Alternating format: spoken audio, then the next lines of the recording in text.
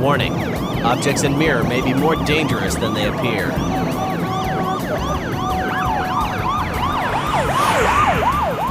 See the gun laying on the male right there. 2 firearms. One looks like a semi-automatic, the other's a revolver.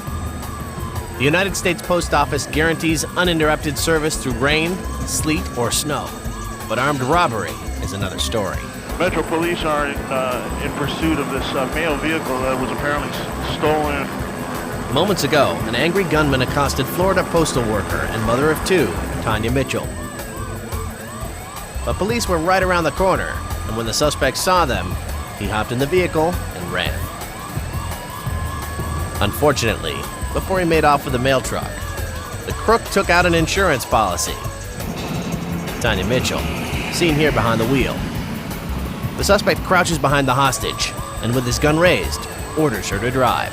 Well, right now there's about 7 police units. The remaining clear.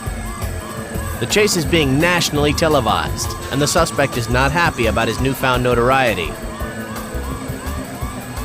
He orders his hostage to stop next to a man on a cell phone. He just told that guy something. The suspect leaves the pedestrian with a chilling message to relay to his pursuers, be they police or the media. We just received word from the Metro Police chopper that as this vehicle has stopped on the sidewalk, he's threatened to shoot at the helicopters. Ground units scale back, but at the same time, unmarked police cars discreetly buzz by the truck to make sure Tanya's okay. I'm receiving word right now that they're going to attempt to force them to go north on 27th Avenue. Officers get ahead of the man to block off traffic and lay down spike strips. But while they're making plans to shut the pursuit down, the suspect is making his own plans to buy himself more time. They're slowing down here. Once again, the gunman orders Tanya to stop next to a pedestrian. He's trying to get a cell phone so that he can communicate his demands to officers. But when the suspect doesn't get what he wants, the bystander suddenly finds himself staring down the barrel of a gun. Oh man, you know, I'm hesitant to zoom in here when he pulls up on a person because you never know. It's capable of doing anything. Officers don't want to put Tanya Mitchell more at risk, but if they don't capture the suspect soon, no one is safe. Intersections are shut down, and ground units try to funnel the suspect toward the spike strips. But they also have a lethal plan B, and they're only minutes away from putting it into action. That's a sniper. He's hanging out and looking to fire. I mean, but that's the bottom line. He's looking for a firing position, and that's it. Luckily, it doesn't come to that. Before long, police from several different counties have every escape route blocked. Every one of these cars you see here is a police vehicle. There are no civilian cars here at this point.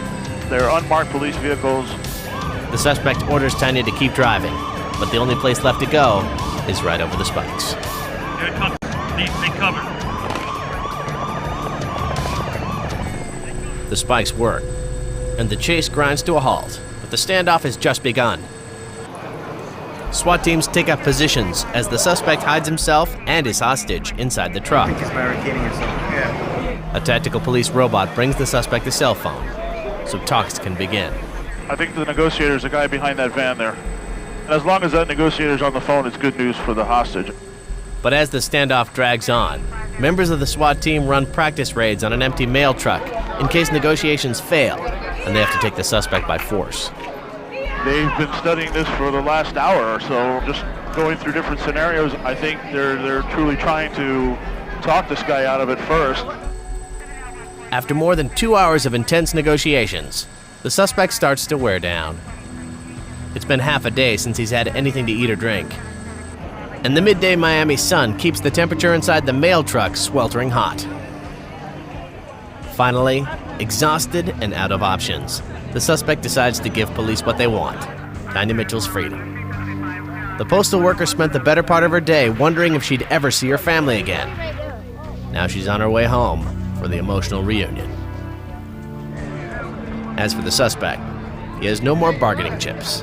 He knows he's completely surrounded, and it's time to surrender.